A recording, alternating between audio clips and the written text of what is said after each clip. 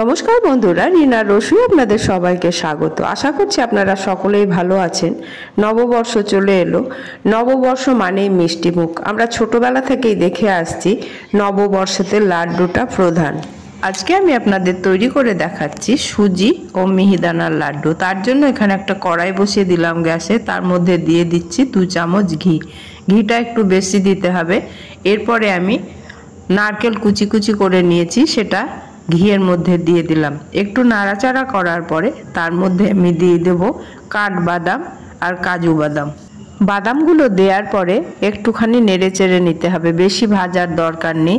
তারপরে আমি এখানে 1 বাটি সুজি নিয়েছি, সেই সুজিটা এর মধ্যে দিয়ে ভালো করে এবার ভেজে নিতে হবে।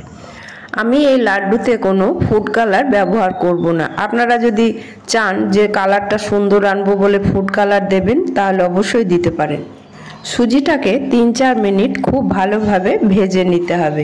তারপর আমি বাড়িতে দুধ জমা রেখে কিছুটা দুধ শুকিয়ে রেখেছিলাম, একদম খোয়া ক্ষীরের মতো হয়ে গিয়েছে, সেটা আমি এবারে দিয়ে দিচ্ছি।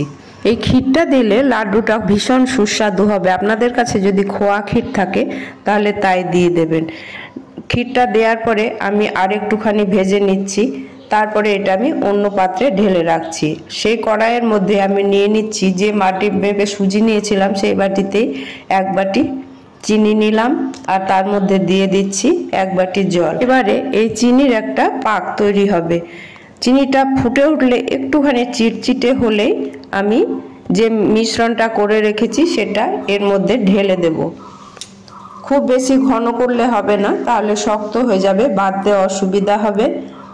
চিনিটা ফুটে উঠেছে আর 2-1 মিনিট ফোটানোর পরে এখানে আমি সুজিগুলো ঢেলে দেব। নববর্ষের দিনে আপনারা অবশ্যই সুজি আর মিহিদানা দিয়ে লাড্ডু বানিয়ে দেখবেন, ভীষণই সুস্বাদু হয়।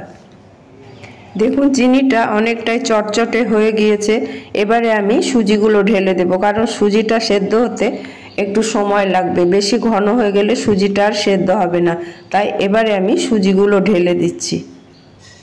আর যে বাটি মাপ করে আমি সুজি নিয়েছিলাম, সেই বাটির মাপ করেই আমি 1 বাটি মিহিদানা নিয়ে নিয়েছি।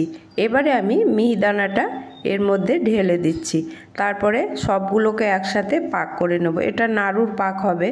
আমার ফেসবুক পেজটা যারা ফলো করছেন তারা অবশ্যই একটা করে লাইক ও কমেন্ট করবেন, পারলে একটু শেয়ারও করে দেবেন।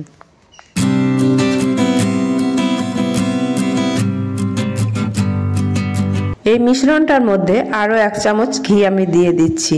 ঘি যতটা দেয়া হবে লাড্ডুর স্বাদ ততই বেশি ভালো হবে। এবারে আমি এটাকে আবার নেড়ে চেড়ে দিচ্ছি।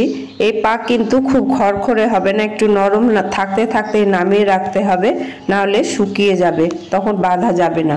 এবারে গ্যাসটা অফ করে দিচ্ছি, তারপরে 10 মিনিট রেখে দিচ্ছি। অল্প গরম থাকতে থাকতে কিন্তু লাড্ডুগুলো বেঁধে নিতে হবে, না হলে ঝুরঝুরে হয়ে যাবে। এবারে হাতের মধ্যে একটু ঘি মাখিয়ে নিয়ে লাড্ডুগুলো বানিয়ে নেব। আমার এই লাড্ডুর রেসিপি আপনাদের কেমন লাগলো অবশ্যই জানাবেন। ভালো লাগলে লাইক, কমেন্ট ও শেয়ার করে দেবেন।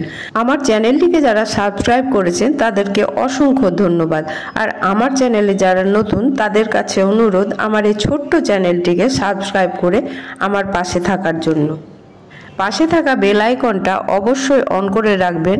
আমি যে সব নিত্য নতুন রান্নার ভিডিও আপলোড করব তার নোটিফিকেশন সবার আগে পাওয়ার জন্য। নববর্ষের আগাম শুভেচ্ছা ও অভিনন্দন জানিয়ে আজ তাহলে এখানেই শেষ করছি। আবার আপনাদের সামনে হাজির হব নিত্য নতুন রেসিপি নিয়ে। নববর্ষ আপনাদের ভালো কাটুক, আনন্দে কাটুক। আপনারা ভালো থাকবেন, সুস্থ থাকবেন, আমার পাশে থাকবেন। ধন্যবাদ।